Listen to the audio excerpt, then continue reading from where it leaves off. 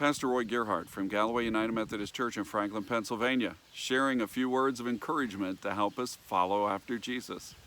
This week we're talking about Noah's Ark, God's great life raft to save the world. God sent a great flood upon the world because after having created everything good, things went really bad. When God looked at the state of affairs with people in the world, it tells us that in Genesis 6 that God evaluated it all and said, this is bad, this has gone really bad. It grieved God. It said that every thought and imagination of people was evil. And it was like human beings just didn't have a good idea no matter what. They were just preoccupied with evil.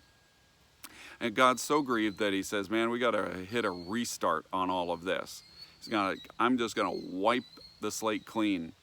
And so God designed a flood to wash the earth clean. But there was also a plan of escape. And that plan came because God found in the heart of this one man, Noah, a willingness to follow after him, a willingness to be obedient. One person can make massive differences in life.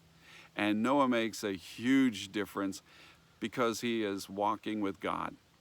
And it's not that Noah is himself a good person compared to all the other people who are bad. It's just that Noah has made a choice. Noah made a choice to follow God, and so that he is described as righteous and blameless, a man who walks with God. And so God had him build a life raft. Great life raft. That's why I've got my kayaks in the background this morning, because I want to ask you what your life raft is. You know, whenever we look around us in the world, sometimes it can look pretty bleak. And we begin to wonder, which way to turn. Some of us look for an escape route. We're wishing that we could find some way that we could escape all of this evil, even to escape the evil that we find in our own hearts. Because for some of us, honestly, we look at ourselves and end up saying, man, I don't know how I got this way, and I don't know why I can't stop or why I can't change. And we start looking for a life raft. And it's like, where in the world are we going to find some way to float out of all of this? Well, I'll tell you, God provided us with a life raft that is far greater than Noah's Ark. That life raft is Jesus. He is the life raft that can float on the lake of fire. He's that one who can raise us up out of the judgment that would come against sin and against all who kind of go that way. It's like following after Jesus, when giving him our lives, is the step that really is comparable to what Noah was doing.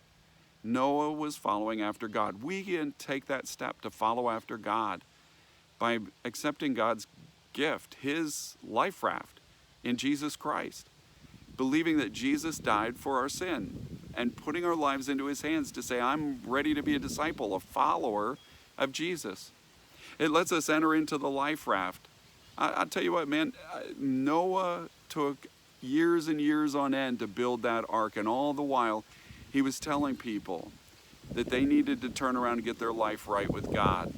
They needed to be ready to get on board this ark of safety that he was building. People just laughed at him and thought Noah was crazy.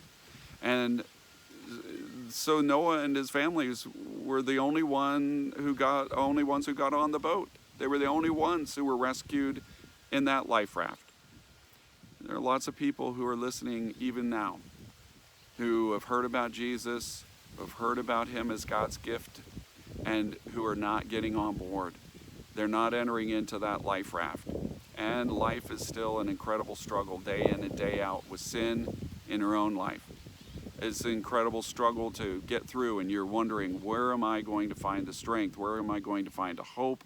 Where will I find something that would allow me to rise above that seeming flood of evil and weariness, hopelessness, and misery that I just see rising up around me?